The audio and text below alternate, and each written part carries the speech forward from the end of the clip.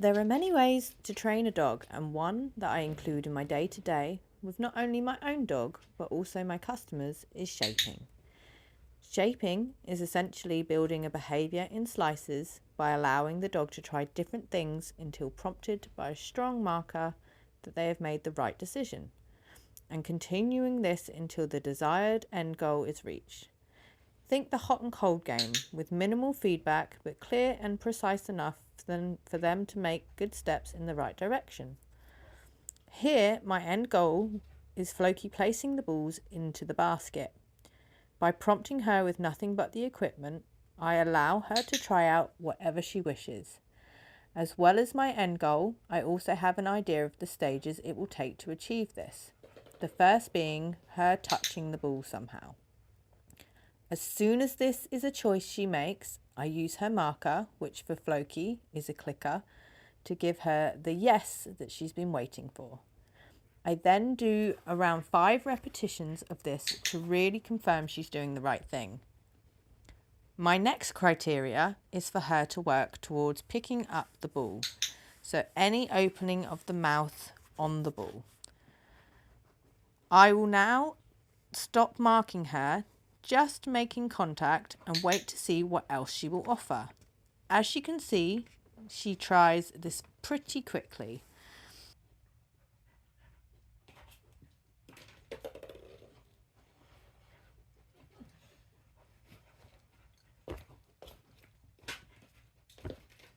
You can also see that I'm placing the balls and treats on the same side of the basket consistently. This is to keep as much change down to a minimal, and in this case to help her orientate in the right direction too.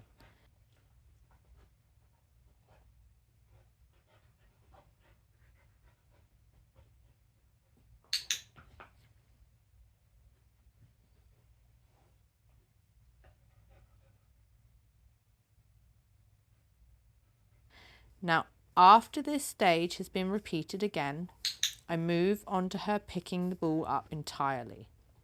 Note, if your dog moves up a step before the recommended amount of reps, still mark this, as this is great. And if they seem to take a step back, rely on the process. They are thinking and processing, which is also great. Next up is the general direction of her dropping the ball. I'm aiming obviously towards the basket, so when she moves the ball in this area, that is where her click will come into place and let her know that she's again making the right decision.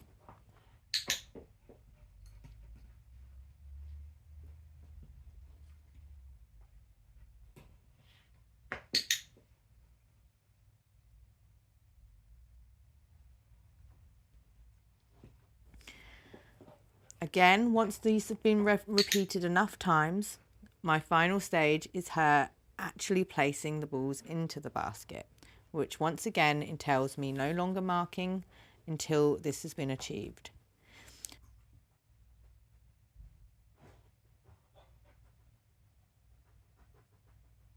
When they achieve this, especially if potentially by accident, make sure to give a jackpot reward.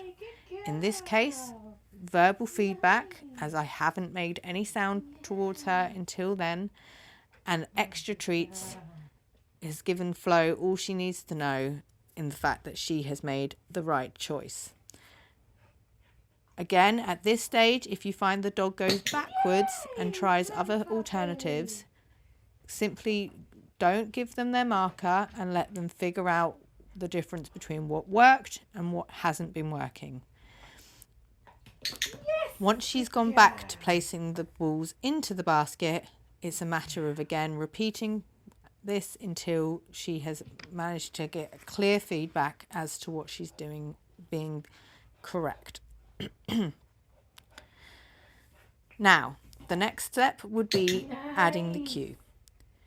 Once the behaviour is predictable, you can give it a word, which will eventually become the cue. This needs to be introduced just before the behaviour to help link and associate as easily as possible. The goal is cue, then behaviour, cue, then behaviour, cue, then behaviour. And through repetition, because of how dogs learn, those two things will eventually become paired.